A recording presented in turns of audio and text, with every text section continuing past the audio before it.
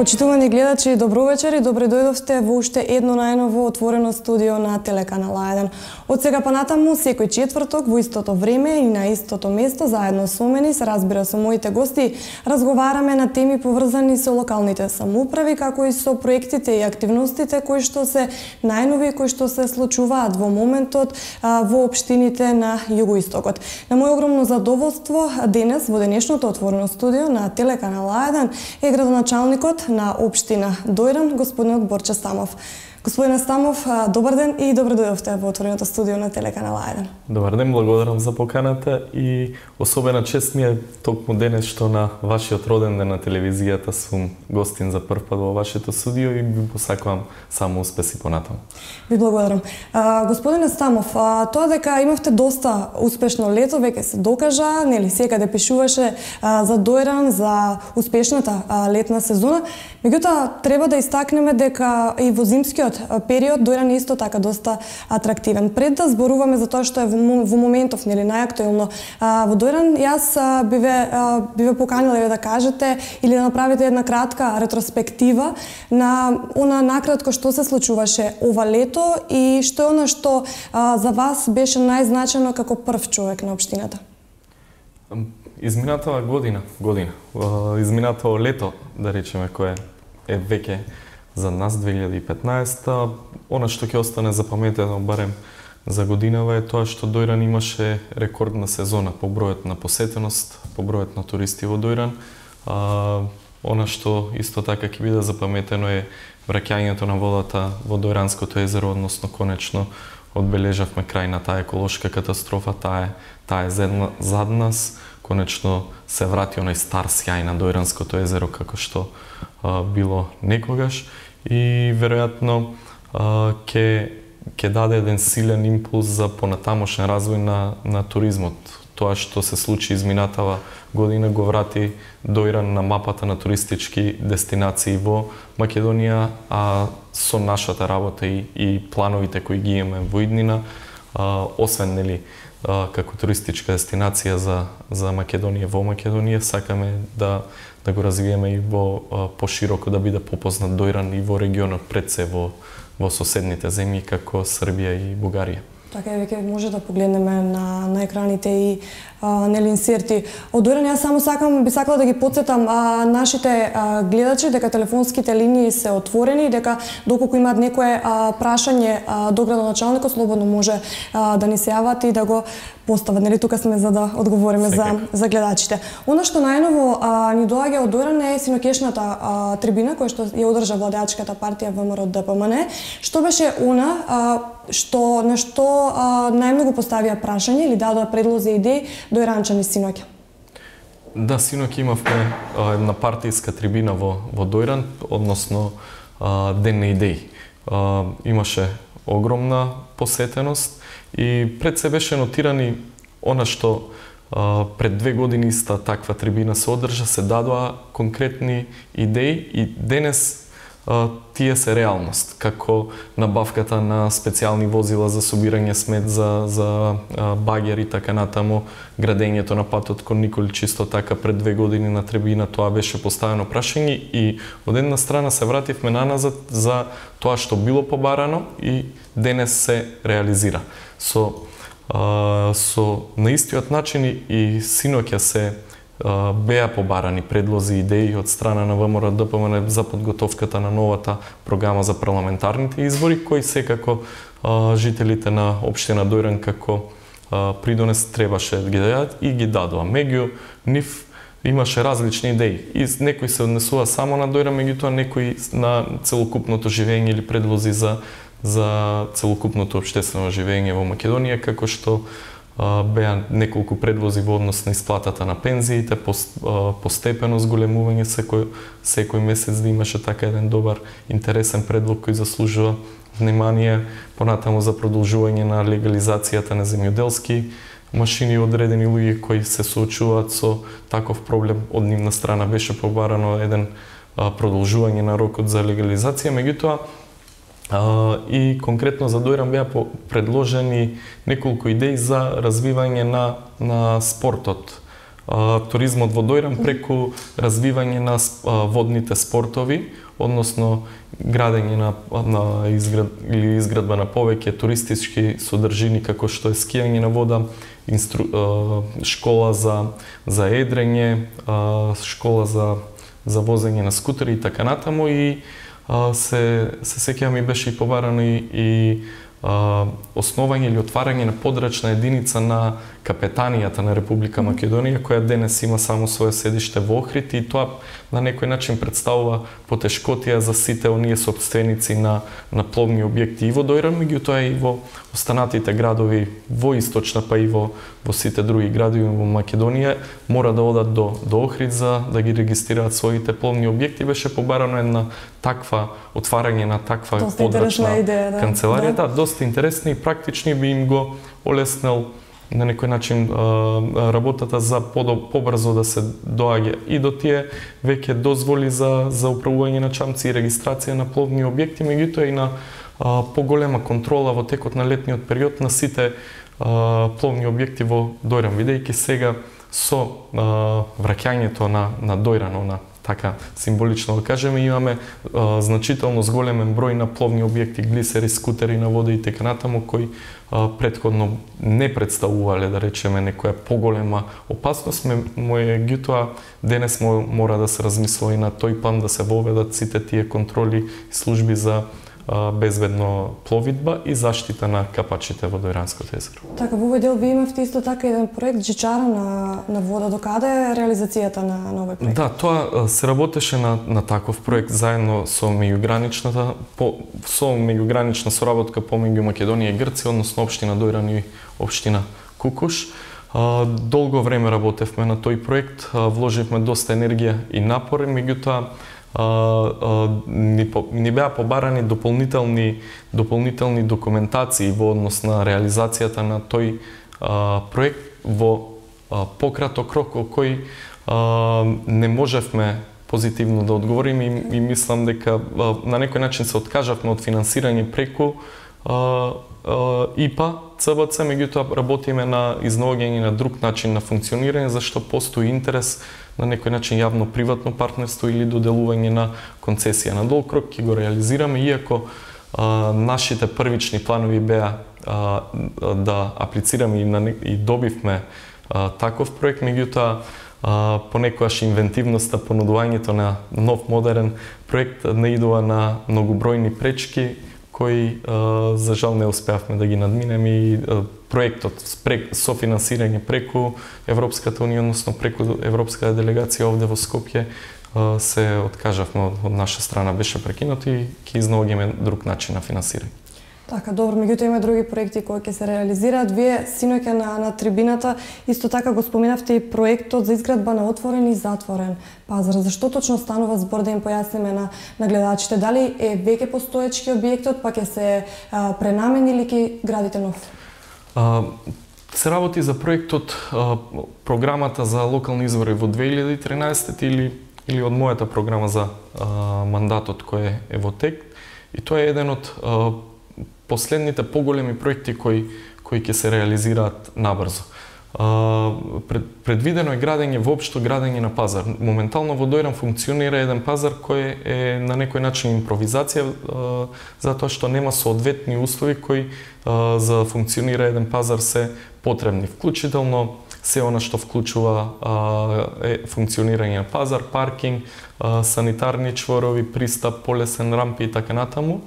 Предвидуваме со овој проект градење на нов отворен пазар, сосема близко на локацијата каде што се наоѓа денес во Дојран, и преадаптација или пренамена на стариот културен дом кој што не е во функција повеќе години во Дојран и представува една грда слика која се наоѓа во Нов Дојран, негова преадаптација во дел во затворен пазар, меѓутоа во дел од тој објект ќе се пренамени и во деловен објект, ќе се понуди на концесија. Значи, со тој проект ќе добиеме и отворен пазар, и деловни простори, и затворен пазар, а и еден вид мини плоштад, односно целокупното подрачје во Нов Дојран на тоа место ќе добие еден нов лик, еден нов модерен пазар, а и ќе немаме таа грда слика на стар руиниран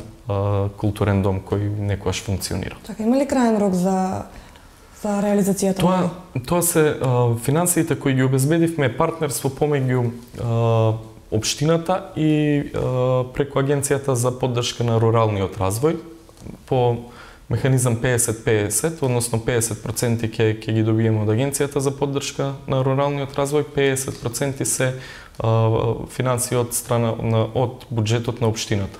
Се надеваме дека договорот ќе биде подпишан до крајот на годинава, веднаш по подпишувањето ќе следи објавување на јавна набавка, односно за избор за изведувач. Самиот рок на градење некаде е предвидено да трае од 4 до 5 месеци, што значи во првата половина на 2016 би требало да го заокружиме и овој проект. Така, јавноста е веќе запознаена и знае за изградбата на велосипедската и пешачката патека од Стар и Нов Дојран. Исто така тука е проектот и патот Николич Нов Дојран. Докаде реализацијата на новиот проекти? Тие два проекти, крупни проекти за нас, се моментално се во фаза на градба. Еве да почнеме прво со велосипедската, комбинирана велосипедска и пешачка патека помеѓу Нов и Стар Дојран. Се работи за рекреативна патека долга 2,8 км, која освен велосипедска и пешачка патека ќе биде целосно осветлена самата патека, меѓутоа со осветлувањето ќе биде покриен и регионалниот пат помеѓу Нов и Стар Дојран, а самата таа пак ќе се доврзи на веќе изградената 3,5 километарска рекреативна патека или кејот во Стар Дојран. Планирано е да заврши до крајот на декември и самата градба е веќе во финална фаза, останува осветлувањето и хортикултурното уредување, значи уште сосем крајниот дел, односно како што и беше предвидено, веројатно ќе се запази тој рок за градба до крајот на декември. Со изградбата на патеката Дојран ќе добие една нова туристичка содржина, меѓутоа и содржина за населението пред се во Нов Дојран, кои го користат тој потек и минатото има оттежнето функционирање, бидејќи требаше да се движат по самиот регионален пат. Сега ќе има една нова безбедна и убава патека и за прошетки, и за спортување, и за рекреација, меѓутоа и за полесен пристап до плажите кои се наоѓаат на тој дел, а сето тоа понатаму веруваме дека ќе даде еден импулс за развој на токму тој дел од крајбрежјето на Дојранското езеро, односно помеѓу Нов и Стар Дојран, каде постојат добри услови за развивање или отварање на нови плажи, кампови и така натаму. Веруваме дека полесната поврзаност и инфраструктурата која ќе се прави со оваа рекреативна патека ќе ги охрабри сопствениците на земја кои ги има таму да размислуваат за отварање на своји плажи или други угостителско деловни комплекси. Исто така ќе се реализира една дамнешна желба на дојранчани, поврзување на Нов и Стар Дојран, а верувам дека наредното лето ќе биде еден вид на атракција нова за посетителите на Дојран, ново место за спортување, прошетки и рекреација и практичност која ќе поврзиме двете патеки, некаде ќе добиеме над 6 км патека за спортување и за рекреација. Мислам дека покрај езеро и мислам дека таа ќе биде едно од најатрактивните места за рекреација во Македонија. Во однос на патот Николич? Во однос на патот се работи за 6 километарски пат. Тоа е регионален пат кој го поврзува селото Николич со регионалниот пат од Валандово до Дојран. Се работи за мощне пат кој се е искористен од страна пред се на жителите, меѓутоа и од фабриката Дојран Стил која е лоцирана во Николич и пат кој многу се користи и чија реконструкција беше неопходна. Таа реконструкција беше барана од нас повеќе години. Минатата година го изработивме проектот, еве годинава успеавме преку Агенцијата за патишта да изнајдеме средства и веќе изнајдени се средствата и веќе се работи на реализација која почна во септември, предвидена е да трае 6 месеци, што значи некаде околу крајот на февруар или почетокот на март би требало и овој регионален пат да биде готов. Регионалниот пат е од особено значење за општината Дојран.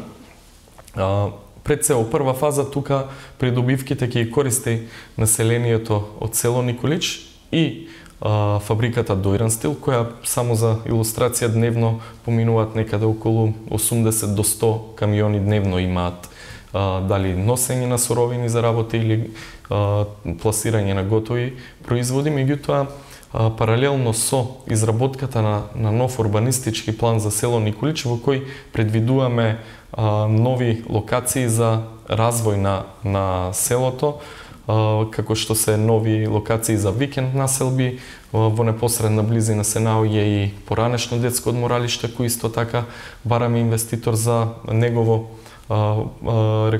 реконструкција и профункционирање, и веруваме дека изградбата на овој нов современ пат, широк некаде околу 6 метра, исто така ќе ги охрабри инвеститорите и ќе го направи атрактивен тој дел од крајбрежјето на Дојранско езеро.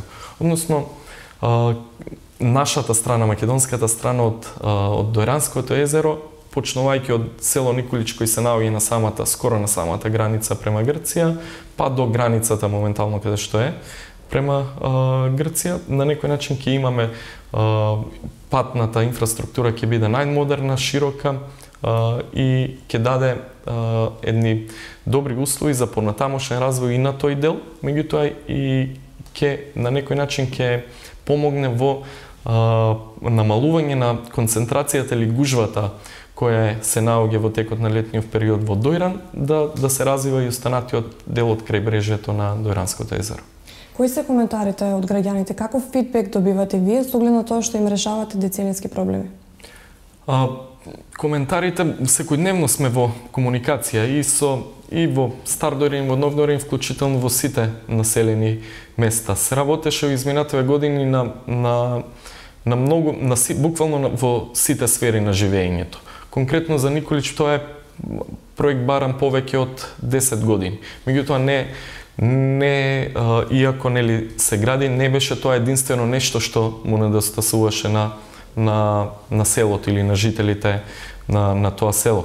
Иако еве се гради сега патот кој представува крупна инвестиција некаде околу 1 милион евра, изминативе 2 години таму реконструиравме 4 улици. Ако земаме за споредба, во изминативе 10 години таму се имаше реконструирана само една улица. За прв пат изработуваме урбанистички план не само во Николич, туку во сите останати села како што се Црничани, Фурка, Ѓопчели, тие и во финална фаза се урбанистичките планови. За прв пат од кога постои општината, тие населени места ќе добијат свој урбанистички план, тоа е мощно значено бидејќи ќе молесни голем број имотно-правни прашања и предвидува понатамошен развој на тие населени места. Градиме повеќе улици во останатите места, изградени се спортски терени во сите населени места, и коментарите кои што ги добиваме или кои што стигаат до нас, се разбира, најголем дел се позитивни, односно главниот коментар е дека во краток рок успеавме да направиме доста работи, како што изминативе 10 години се немаат реализирано и се нема толку инвестирано во сите населени места. Во однос на туризмот исто така позитивни коментари добиваме. Секој од оние туристичко-гостителски работници кои се наоѓаат во Стар Дојран, секој од нив дополнително инвестира, проширува, доградува нов апартман или ги реконструираат кафаните. На некој начин го чувствуваат позитивниот напредок кој се случува во општината Дојран, го чувствуваат тоа и чувствуваат една сигурност дека и понатаму ќе продолжи, меѓутоа сигурност тие да инвестираат во она што денес го работат, чувствуваат една сигурност да останат да живеат или во Дојран или во населените места, бидејќи за најголем дел имаат свое работно место, своја сигурна работа, дополнително се занимаваат со земјоделието, а квалитетот на живот се подобрува со градењето на улици, можноста за спортување, односно чувствуваат еден вид на добар, позитивен бран кој веруваме дека и во иднина ќе продолжи. Во пресред на новогодишните и божичните празници кои следува, дали веќе имате најави за доаѓање на туристи во Дојран, бидејќи однодамна споменавте дека ќе се прошируваат капацитетите на хотелите? Дојран традиционално новогодишните празници поминуваат голем број на туристи, пред се од Македонија. Се работи за хотелските капацитети скоро секоја година се максимално исполнети, меѓутоа скоро сите викендици кои се наоѓаат во Стар Дојран, сопственици, да речеме, пред се од Македонија, и сите тие викендици се полни. Општината имаме тоа неколку пати сме го размислували дали да правиме настан на отворено пречек на Нова година, меѓутоа подобро е вака да даеме одреден импулс на угостителските работници, односно хотелите. Тие секој од нив си прави собствен дочек за своите гости, а ние како општина организираме една новогодишна бајка која пред се е намената за најмладите се организира во Нов Дојран, се собираат сите дечиња од општина. Трета поред, така? Да, трета година поред ќе се одржува, така во Нов Дојран се собираат сите дечиња од цела општина, имаме подароци за нив, Дедо Мраз ни пристига и една убава позитивна атмосфера у која се чувствува новогодишниот дух, односно оној позитивно расположение токму за најмладите. Така, во моментов оно што е актуелно во останатите општини на југоистокот е подготовката на буџетот за 2016 година. Докаде е буџетот на Дојран за наредната година? Веќе имаме изготвено нацрт план. Се разбира, буџетот почнавме да го подготвуваме многу поодамна, веќе можеби неколку месеци. Очекуваме потврда за реализација уште некои проекти, за тоа не сме сигурни, меѓутоа веројатно за 1 до 2 недели тоа ќе го предадеме и на Советот да го усвои. Она што предпоставам интересира што се предвидува како капитални инвестиции за идната година.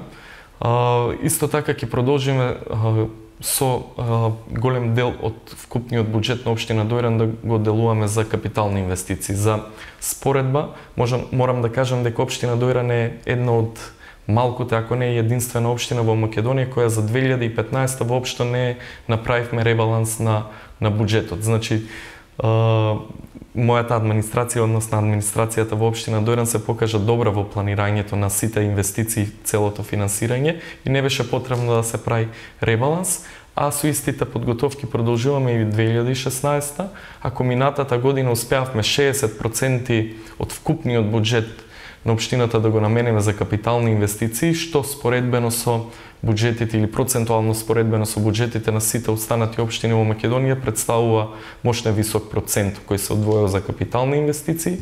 Предвидуваме исто тука некаде околу 60% повторно и во 2016 да се наменети за капитални инвестиции. Капитални инвестиции пред се за продолжување со реконструкцијата на локалните улици, бидејќи иако изминативе 2 години вложуваме доста средства и реконструираме, има уште голем број на улици кои им е потребна реконструкција, пред се во Стари во Нов Дојран остануваат поголем дел за реконструкција.